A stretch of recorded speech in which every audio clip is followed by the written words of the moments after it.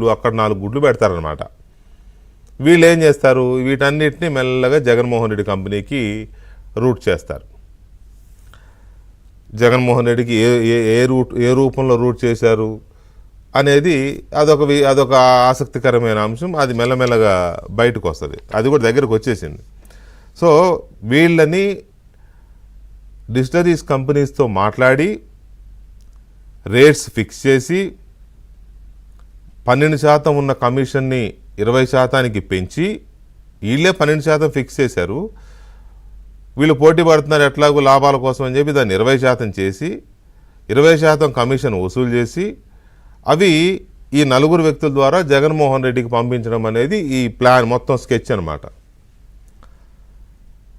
ఎంత ఎంత ఎంత పగడ్బందీ స్కెచ్ చూడండి.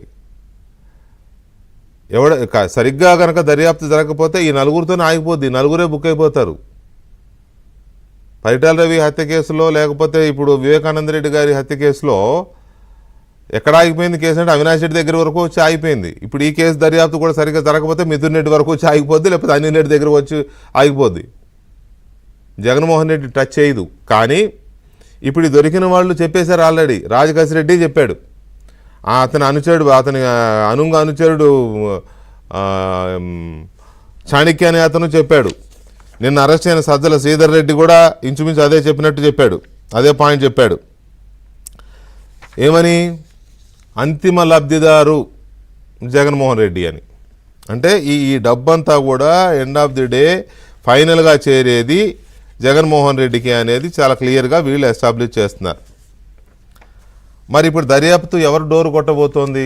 సిట్ ఎవరు డోర్ కొట్టాలి? జగన్మోహన్ రెడ్డి డోర్ కొట్టాలి. అందుకు సంబంధించిన పగడ్బందీగా సాక్ష్యాలు అవి తయారు చేస్తున్నారేమో సిట్ వాళ్ళు. ఓకే, దాన్ని మనం చేయండి అని మనం అనడానికి లేదు కదా. వాళ్ళు ఒక మాజీ ముఖ్యమంత్రి, తర్వాత ప్రస్తుతం శాసనసభ్యుడు ఉన్నాడు ఆ స్థాయిలో ఉన్నాడు కాబట్టి డెఫినెట్గా అందుకు సంబంధించి కేసుని కొంచెం పకడ్బందీగానే చేయాల్సి ఉంటుంది. ఏదో జగన్మోహన్ రెడ్డి కనుక అర్ధరాత్రి 3 వచ్చింది కదా అని హడావుడిగా కేసు కూడా లేకుండా జగన్మోహన్ రెడ్డి వేసుకొచ్చేయమంటే, ఆయన చెప్తే ఈయన పోలీస్ అధికారులు వేసుకొచ్చేసి అట్లా ఉండదు కదా. ఇది ఒక పద్ధతి గల ప్రభుత్వాలు పద్ధతిగానే చేస్తాయి, రాజకీయంగాను, చట్టపరంగాను, రాజ్యాంగపరంగాను. జగన్మోహన్ రెడ్డికి అవన్నీ ఉండవు కాబట్టి అలా చేసాడు. సరే, అది వదిలేద్దాం. సో ఈ పరిస్థితుల్లో సిట్ దర్యాప్తు ఇప్పటి వరకు సాగుతోంది నిజమే. వీళ్ళు చెప్తున్న దాని ప్రకారం నెలకి 50 నుంచి 60 కోట్ల రూపాయల చొప్పున 2019 నుంచి 2024 వరకు 3200 కోట్ల రూపాయలు వసూలు చేశారు. ఎవరి దగ్గర? ఈ డిస్టిలరీస్ దగ్గర, మద్యం తయారీదారుల దగ్గర వసూలు చేశారు. వసూలు చేసి రాజకేశిరెడ్డి అనే వ్యక్తి ద్వారా ఈ 5-6 వ్యక్తులకి చేరాయి. ఈ 5-6 వ్యక్తుల నుంచి జగన్మోహన్ రెడ్డికి చేరాయి అనేది ఒక అంచనా ఉంది. రాజకేశిరెడ్డి అనే వ్యక్తికి సంబంధించిన డిలాట్ అనే ఒక కంపెనీ నుంచి మిథున్ రెడ్డి కంపెనీ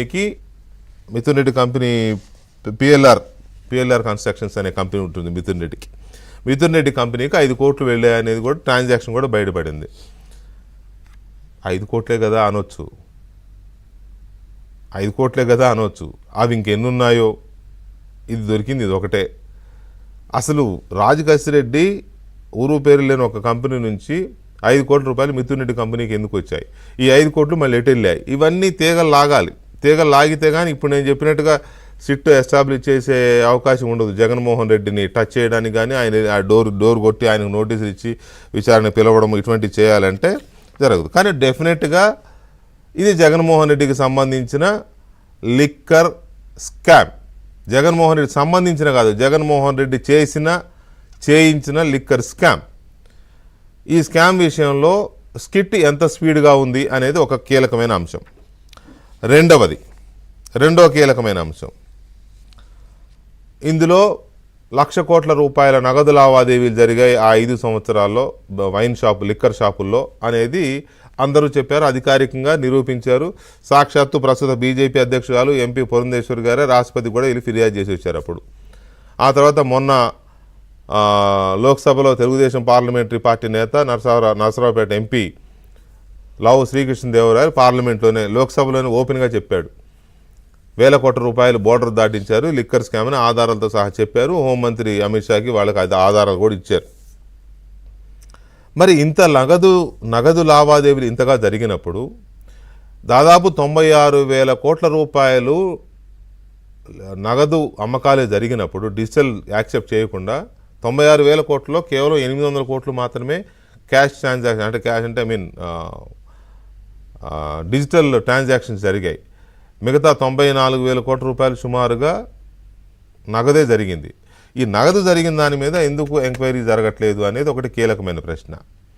ఒకవైపు 94,000 కోట్ల రూపాయల నగదు లావాదేవీల విషయం కానీ, ఇప్పుడు సిట్టు ఎస్టాబ్లిష్ చేస్తున్న 3,200 కోట్ల రూపాయల విషయం కానీ, వీటన్నిటి విషయంలో ఆర్థిక నేరాలను పరిశోధించాల్సిన దర్యాప్తు సంస్థ ఎన్ఫోర్స్మెంట్ డైరెక్టరేట్ ఎందుకు రంగంలోకి రావట్లేదు? పార్లమెంట్లో చర్చకు వచ్చింది, బీజేపీ అధ్యక్షురాలే రాష్ట్రపతికి కేంద్ర మంత్రులకి కంప్లైంట్ ఇచ్చారు. అయినా ఎన్ఫోర్స్మెంట్ డైరెక్టరేట్ ఎందుకు రంగంలోకి దిగడం లేదు?